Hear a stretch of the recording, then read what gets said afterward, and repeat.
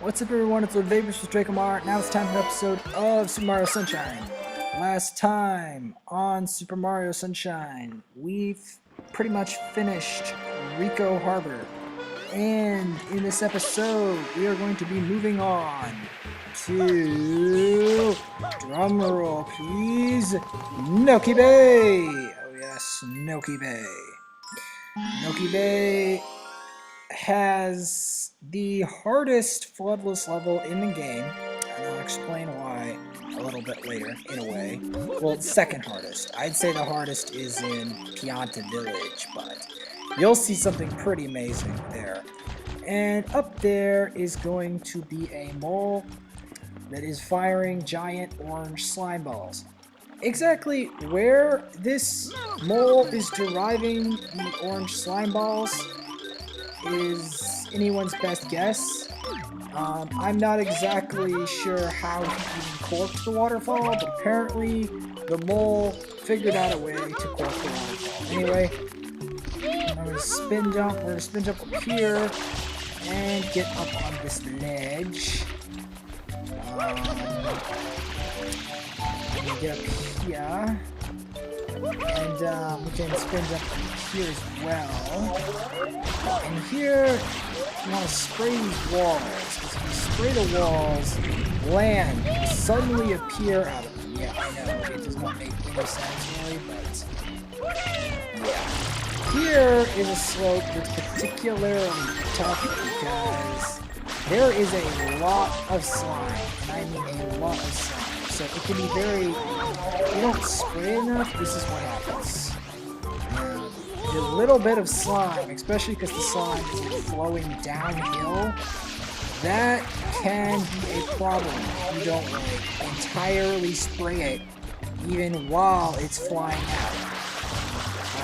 You also want, if you can get traction away from the slime, you're going to want to spray that wall as much as you can, so that the slime comes off of it, so that you can wall jump on it and get up here. This slime is slipperier than it looks, trust me. It's the same weird hot pink orange slime that we saw back in the airstrip. Remember that? Yeah. I don't really know what kind of factory is making this stuff or how they can manufacture this slime, but Bowser seems to be manufacturing a lot of this slime. I don't know whether he's had some kind of co-op project with the ectoplasmic slime, Ghostbusters, but you know, he's getting it from somewhere. Anyway, those bombs, you spray the bomb with water and it turns blue.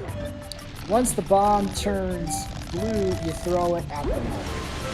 Now, interestingly enough, you can somehow do something that saves time by getting very quick to the mole and then spraying the bomb and throwing it. But it saves a very small amount of time. I just happen to know that. But you don't necessarily need to do it that fast. I mean, that mole was dead before I even got to the conversation. However, that is not the struggle of Noki Bay. No, there are other missions that are more annoying than Noki Bay. I mean, more annoying than, the Cork the Waterfall mission. This one can be more annoying if you are not good at wall jumping. Because the thing is, this boss of the Tricky Ruins is all about wall jumping. So yeah, if you're not good at wall jumping, you're going to have trouble with this. And of course, I fall into the water, which distinguishes me from the other players that don't fall into the water. So you know it's me playing this game, that's nice, for sure. Anyway, I'm going to be wall jumping, and wall jumping up these. Trying to get up to where, yeah. Sometimes I don't get the traction on the wall that I want, so that can be a problem with that. And even thumbs off to put these squids, because you don't want the squids messing with you while you're doing that. Now, here's also some blue coins that we're going to pick up on the way. So we can hover over to this ledge here. So we can get sideways steps on this can be a problem with this level. You can get stuck out of the crack in the wall, not really the crack in the wall, but the gap in the wall, and then you have to go back around.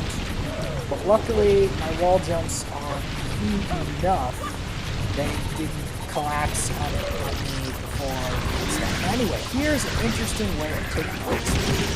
This Gooper Blooper. This Gooper Blooper appeared again. But here's the thing about Gooper Blooper. Alright, here's the quick way of doing it.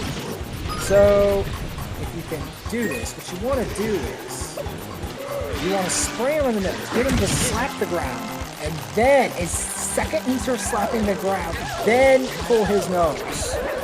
That's how you get it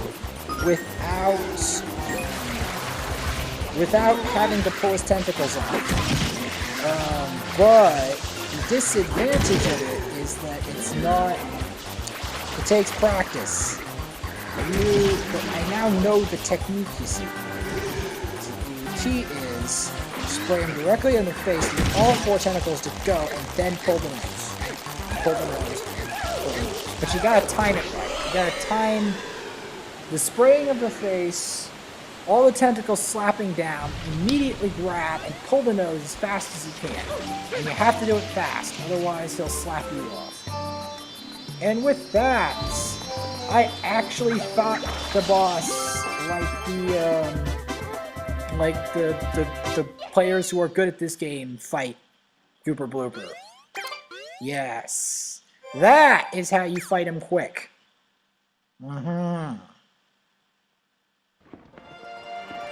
However, the most struggling part of this episode has yet to be seen. With red coins in a bottle. Now you might be saying, Papersmith, what's the problem with red coins in a bottle? Well, I'll tell you. There are certain coins in this bottle that are accursedly hard sometimes to get up to. Like the dynamics underwater in this level. It takes practice and timing, and even then, it's very difficult to tell exactly how far you are away from the coin. That's the problem with this level. And it's, because it's very hard to manipulate yourself, because you're like getting moved around in these currents of water. Now, a lot of these coins are in the pillars, and one's down low, but the thing, some of them are down low, but it's not about the positioning of the coins. It's manipulating yourself, particularly in the higher areas of the place with these water jetting vents, is what makes this a particularly troublesome level.